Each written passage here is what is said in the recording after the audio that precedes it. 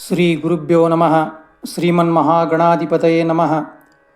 ಎನ್ನ ಆಧ್ಯಾತ್ಮ ಬಂಧುಗಳೇ, ಸಂಖ್ಯಾಶಾಸ್ತ್ರದ ವಿಷಯದಲ್ಲಿ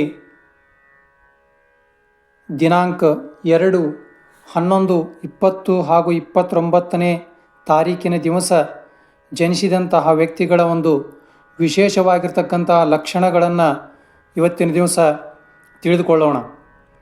ನವಗ್ರಹಗಳಲ್ಲಿ 2ನೇ ಸ್ಥಾನವನ್ನು ಆ ಚಂದ್ರದೇವನಿಗೆ ಕೊಟ್ಟಿದ್ದಾರೆ.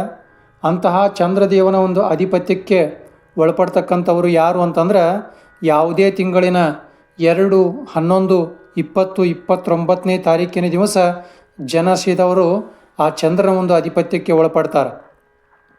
ಇಂತಹ ಚಂದ್ರ ನವಗ್ರಹಗಳಲ್ಲಿ ಬಹಳಷ್ಟು ವಿಶೇಷವಾಗಿರ್ತಕ್ಕಂಥ ಸ್ಥಾನವನ್ನು ಪಡೆದಿರ್ತಕ್ಕಂಥವ.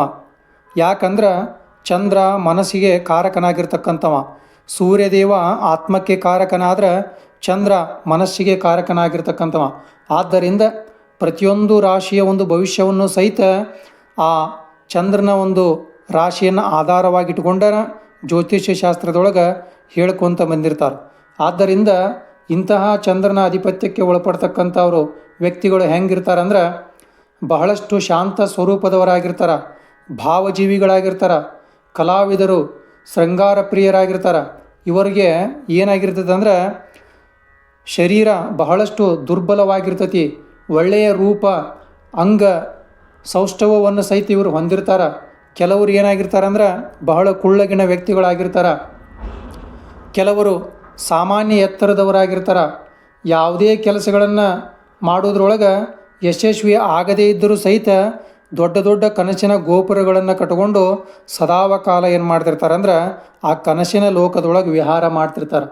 ಎಷ್ಟೇ ಹುಮ್ಮಸ್ಸಿನಿಂದ ಕೆಲಸ ಶುರು ಮಾಡಿರ್ತಾರಲ್ಲ, ಅಷ್ಟ ಹುಮ್ಮಸ್ಸಿನಿಂದನೇ ಆ ಕೆಲಸವನ್ನು ಬಿಟ್ಟು ಬಿಡ್ತಾರೆ, ಕೈ ಬಿಟ್ಟು ಬಿಡ್ತಾರೆ. ಅಂದ್ರೆ ಇವರು ಎದರ ಒಂದು ಆಧಾರದ ಮೇಲೆ ಮಾಡ್ತಾರಂದ್ರೆ, ಮನಸ್ಸಿನ ಒಂದು ಗತಿಯ ಆಧಾರದ ಮೇಲೆ, ತಮ್ಮ ಒಂದು ಭಾವನೆಗಳ ಆಧಾರದ ಮೇಲೆ ಕೆಲಸವನ್ನು ಮಾಡ್ತಾರೆ.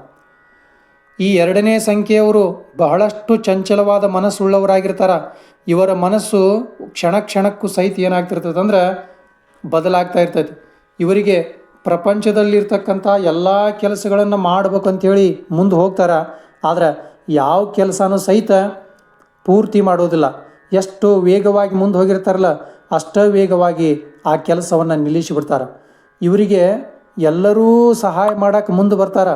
ಎಲ್ಲರೂ ಸಹಾಯ ಮಾಡೋಕ್ಕೆ ಮುಂದೆ ಬಂದು ಅವರ ಒಂದು ವೀಕ್ನೆಸ್ಸನ್ನು, ಅವರ ಒಂದು ದೌರ್ಬಲ್ಯವನ್ನು ಕಂಡು ಹಿಡ್ಕೊಂಡು ಅವರಿಗೆ ಬಹಳಷ್ಟು ಮೋಸ ವಂಚನೆಗಳನ್ನು ಮಾಡಿ ತಾವು ಲಾಭ ತಗೊಂಡು ಇವರಿಗೆ ಮೋಸವನ್ನು ಮಾಡಿ ಹೋಗಿಬಿಡ್ತಾರೆ.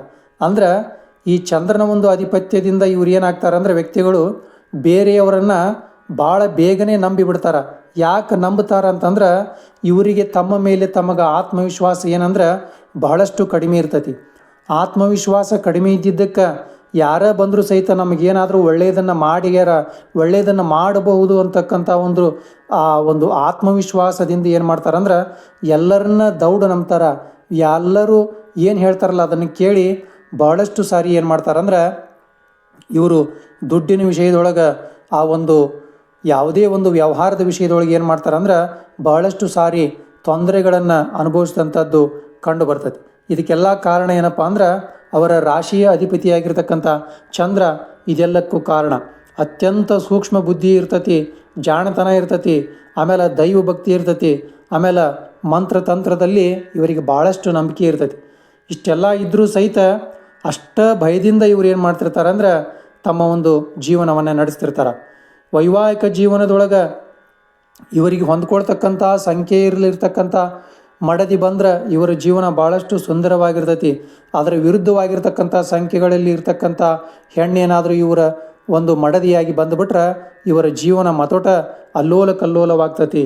ಇಂತಹ ಒಂದು ರಾಶಿಯವರಿಗೆ, ಈ ಒಂದು ಜನ್ಮ ದಿನಾಂಕದೊಳಗೆ ಜನಿಸಿದವರಿಗೆ ಉದರಕ್ಕೆ ಸಂಬಂಧಪಟ್ಟಂಥ ಕಾಯಿಲೆಗಳು ಭಾಳಷ್ಟು ಏನಾಗ್ತಿರ್ತಾವೆ ಅಂದ್ರೆ ಕಾಡ್ತಿರ್ತಾವೆ. ಜೊತೆಗೆ ಚಂದ್ರ ತಂಪು ಕಾರಕನಾಗಿದ್ದರಿಂದ ಸದಾ ಕಾಲ ಇವ್ರಿಗೆ ಏನಪ್ಪ ಅಂದ್ರೆ ನೆಗಡಿಗೆ ಸಂಬಂಧಪಟ್ಟಂಥ, ಶೀತಕ್ಕೆ ಸಂಬಂಧಪಟ್ಟಂಥ ರೋಗಗಳು ಸದಾ ಇವರಿಗೆ ಕಾಡ್ತಿರ್ತಾವೆ. ಜೊತೆಗೆ ಇವರು ಸರ್ಕಾರಿ ನೌಕರಿ, ಚಲನಚಿತ್ರ, ಪೆಟ್ರೋಲಿಯಂ, ಬಹಳಷ್ಟು ನೀರಿಗೆ ಸಂಬಂಧಪಟ್ಟಂಥ, ಹಾಲಿಗೆ ಸಂಬಂಧಪಟ್ಟಂಥ ಪ್ರವಾಸೋದ್ಯಮ, ಅನೇಕ ಲಲಿತ ಕಲೆಗಳು, ಇನ್ನೂ ಅನೇಕ ಕ್ಷೇತ್ರದೊಳಗೆ ಇವರು ತಮ್ಮನ್ನು ತಾವೇನು ಮಾಡ್ಕೊತಾರಂದ್ರೆ ತೊಡಗಿಸ್ಕೊಳ್ತಾರ. ಲಾಭ ಎಷ್ಟೈತೆ ಅನ್ನೋದನ್ನು ನೋಡಂಗಿಲ್ಲ, ಇವರು ಮನಸ್ಸಿನ ಒಂದು ನಿರ್ಣಯದ ಮೇಲೆ ತಮ್ಮ ಬದುಕನ್ನು ಮುಂದುವರಿಸ್ತಿರ್ತಾರೆ. ಹೀಗೆ ಪ್ರತಿಯೊಂದು ಕೆಲಸವನ್ನು ಮಾಡುವುದಕ್ಕಿಂತ ಮುಂಚೆ ಬೇರೆಯವರು ಏನಾದರೂ ಹೇಳಿದ್ರೆ ಅದನ್ನು ಬಹುಬೇಗನೆ ನಂಬಿ ಅವರು ಹೇಳಿದಂಗೆ ಇವರು ಕೆಲಸವನ್ನು ಮಾಡಲಿಕ್ಕೆ ಮುಂದಾಗ್ತಾರೆ.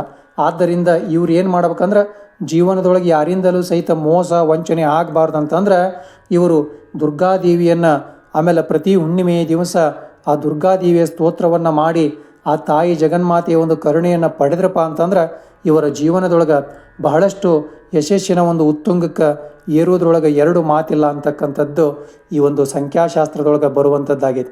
ಆದ್ದರಿಂದ ಮನುಷ್ಯನ ಜೀವನದೊಳಗೆ ಪರಮಾತ್ಮ ಕೊಟ್ಟಿರ್ತಕ್ಕಂಥ ದೊಡ್ಡ ವರ ಯಾವುದು ಅಂದ್ರೆ ನಾವು ಹುಟ್ಟಿರ್ತಕ್ಕಂಥ ಜನ್ಮದಿನ. ಆ ಜನ್ಮದಿನ ನಮಗೆಲ್ಲರಿಗೂ ವರದ ಒಂದು ರೂಪದೊಳಗೈತಿ. ಆದ್ದರಿಂದ ಯಾರಿಗಾದರೂ ಸಹಿತ ತಮ್ಮ ಒಂದು ಜನ್ಮ ದಿನಾಂಕವನ್ನು ಪರಿಶೀಲನೆ ಮಾಡಿಸ್ಬೇಕಂತಂದ್ರೆ ನಮ್ಮ ಒಂದು ಆ ದೂರವಾಣಿ ಸಂಖ್ಯೆಗೆ ಕರೆ ಮಾಡಿ ನೀವು ಕಾಂಟ್ಯಾಕ್ಟ್ ಮಾಡ್ಬೋದು ಅಂತಕ್ಕಂಥ ಮಾತನ್ನು ಹೇಳ್ತಾ ಈ ಒಂದು ವಿಷಯವನ್ನು ಗುರುವಿನ ಪಾದಕ್ಕೆ ಸಮರ್ಪಣೆ ಮಾಡ್ತಾ ಇದ್ದೇನೆ.